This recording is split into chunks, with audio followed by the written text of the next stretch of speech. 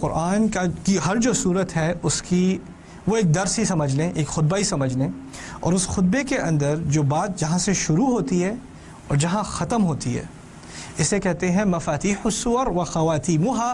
صورت جہاں سے اس کا افتتاح ہے اور جہاں اس کا اختتام ہے ان کا آپس میں بڑا گہرا تعلق ہوتا ہے. صورت کے افتتاح سے صورت کا تعلق ہوتا ہے اس کے اختتام سے، دونوں کا آپس میں بہت گہرا تعلق ہوتا ہے. اور یہ خاص نظر آتا ہے پورے قرآن میں. آپ دیکھ لیں افتتاح اور اختتام کی بات آپ کو ملی جڑی ملے گی، اور اس کا ایک تعلیمی فلسفہ ہے. کوئی اچھا ٹیچر جب کلاس پڑھا رہا ہوتا ہے تو شروع میں پورے درس کا خلاصہ آپ کو دے دیتا ہے. آج ہم یہ پڑھیں گے، یہ بات آئے گی، بورڈ پہ لکھ دیتا ہے. ہوتا ہے کہ نہیں؟ سلیبس آفر کرتے ہیں تو اس چیپٹر میں یہ بات ہوگی. آپ اچھی کتاب پڑھیں گے تو کتاب کے شروع میں کیا ہوگا، اس چیپٹر میں یہ چیز، اس چیز پہ بحث ہوگی.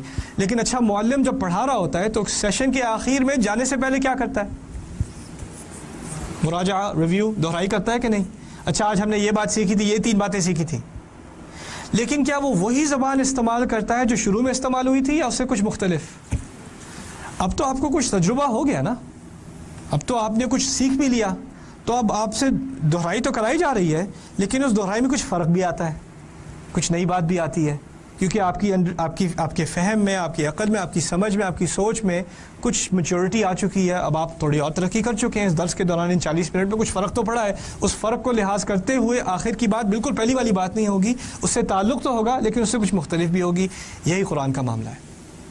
قرآن میں پہلے شروع میں ایک بات آئے گی، سورت پڑھو گے تو کچھ وہی بات سمجھنی شروع آئے گی، تھوڑی اور سمجھ آئے گی، تھوڑی اور سمجھ آئے گی، تھوڑی اور سمجھ آئے گی، پھر آخر میں اس کو ختم کر کے اسی بات کو دوبارہ ایک خوبصورتی سے دہرا دیا جائے گا. جیسے آپ بقرہ کی مثال لیتے ہیں، کیونکہ بقرہ جو ہے قرآن کی سب سے بڑی صورت ہے. پہلی آیات میں ہے ھدی للمتقین. یہ صورت ہے ہدایت کس کے لیے؟ تقوی والوں کے لیے. اب جب آپ شروع میں پڑھیں کہ یہ ہدایت تقوی والوں کے لیے ہے تو پھر آپ کو یہ لگے شاید کہ تقوی تو بڑے خاص لوگوں کا وصف ہے، بڑے خاص لوگوں کی پہچان ہے، میں تو بس مسلمان ہوں، متقی تو دور کی بات ہے. ذرا تو یہ ہدایت تو ہے لیکن یہ ہدایت کچھ اونچے طبقے کے لوگوں کی ہے، کچھ بہت پہنچے ہوئے لوگ ہیں ان کے لیے ہدایت ہے. میرے لیے کہاں ہدایت ہے؟ کیونکہ ھدی للمتقین کہہ دیا شروع میں. اب بعد میں تھوڑی سی وضاحت تو متقی کون ہے اور کون اس ہدایت سے فائدہ اٹھائیں گے وہ شروع میں بات آ گئی.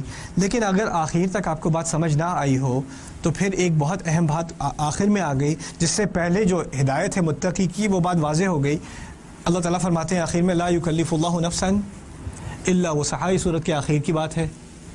بات کیا ہے؟ اللہ تعالیٰ کسی پر ایسا بوجھ نہیں ڈالتا جو اس کی استطاعت سے، اس کی قدرت سے اوپر کا ہو، اس کو وہ سنبھال نہ سکے، اس کے بس کی بات نہ ہو، اس کو ایسا بوجھ نہیں دے گا اللہ تعالیٰ.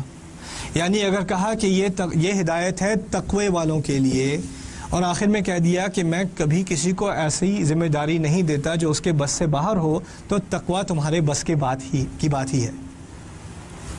تقوی کی صلاحیت تم میں ہے، اسی لیے تمہیں ہدایت دی جا رہی ہے. اگر تم اس کے قابل نہ ہوتے تو تمہیں ہدایت نہ دی جاتی. اگر تم اس کے قابل نہ ہوتے کہ صبح اٹھ کے نماز پڑھ لو، وقت پہ 5 نمازیں پڑھ لو، تو تمہیں نمازوں کا حکم نہ دیا جاتا. اگر تم اس کے قابل نہ ہوتے کہ حلال کما سکو تو تمہیں حلال حرام کی تمیز نہ سکھائی جاتی.